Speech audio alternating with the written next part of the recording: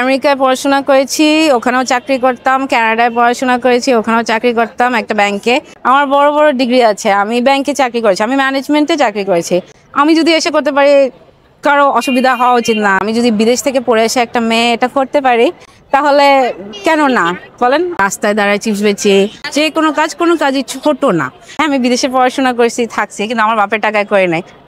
Of course বাবা help করেছে, কিন্তু নিজে ওখানে চাকরি করে দাঁড়ায় থেকে অড জবস করে আমার গাড়ি অ্যাভেলেবল ছিল। আমার সেরকম গাড়ির প্রয়োজন হয় না রাতে বেলা, হাজবেন্ডের লাগে না, বাবার লাগে না, ফ্যামিলিতে প্রয়োজন হয় না। সো এটাকে কিভাবে ইউটিলাইজ করা যায়। বাংলাদেশে আমি ফার্স্ট শুরু করেছি এখানে, আলহামদুলিল্লাহ। মানে ইট ওয়াজ কাইন্ড অফ লাইক যে না, আমার করতেই হবে, আই হ্যাভ টু স্টার্ট, আমাকে শুরু করতেই হবে। সবচেয়ে easiest way, this is the, রান্না ভালো হতে হবে, this is road side after all. রান্না ভালো না হলে মানুষ কথা শুনিয়ে দিবে মুখের উপরে।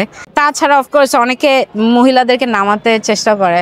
সো ওই একটা যদি সলিড সাপোর্ট সিস্টেম থাকে, তাহলে ইউর গুড, গোল্ডেন।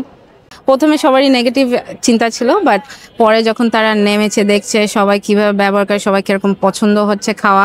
এখন আমি যদি আমার হাজবেন্ডের কাছে, বাবার কাছে, কারো কাছে গিয়ে চাই যে ভাই আমাকে 2-3 লাখ টাকা দাও, একটা ফুড কার্ট খুলবো, প্রথমেই তো না করে দেবে। আমি গিয়ে যদি চাই যে প্লিজ আমাকে, আমার আব্বু বাবা জান যেটাই, আমাকে গাড়িটা দাও 3-4 ঘন্টার জন্য, আমি যাবো, সন্ধ্যার সময় চলে আসবো, রাত 10টা-11টার মধ্যে তুমি আমার সাথে আসবে, তোমার ফ্রেন্ডদেরকে ডাকো, চা খেও, আমি চিপস খাওয়াবো, বাসায় যেরকম তোমার বন্ধুদের খাওয়াই, অ্যান্ড এখানে একটু বসে আমিও একটা সাইড আর্ন করবো, মজাও করবো।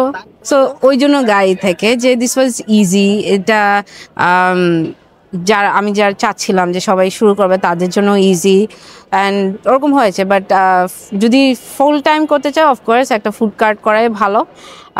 বাট প্রথমের দিকে ওয়াই নট একটা গাড়ি দিয়ে শুরু করে, যদি অ্যাভেলেবল থাকে। পটায় হাজবেন্ড সবাইকে নিয়ে চলে আসবেন, বাট দলবল নিয়ে আসবেন, যাতে আপনি একটা সেফটিতে থাকেন, নিজে ভালোভাবে থাকেন। আমাকে দেখে তো অনেকেই শুরু করছে, প্রতি এরিয়াতে, এলাকায় সবাই, ভাইয়া থেকে শুরু করে আপুরা সবাই। কিন্তু একজন আপু আছে এখানে, মানে এই স্ট্রিটেই অনেকজনই তো এসে, একজন আপু আছে তার হোমমেড ফুড নিয়ে আসে, লাজানিয়া, চাউমিন, এগুলা গাড়ির পিছের থেকেই বিক্রি করে, জাস্ট লাইক মি। ওনার ইউনিভার্সিটি গোয়িং বাচ্চারা আছে। সো এই বয়সে এসে, কোনোদিন চাকরি করেনি, এই বয়সে এসে তার হাজবেন্ড মাঝে মাঝে এসে তাকে সাপোর্ট করে, প্রয়োজন কিন্তু নেই।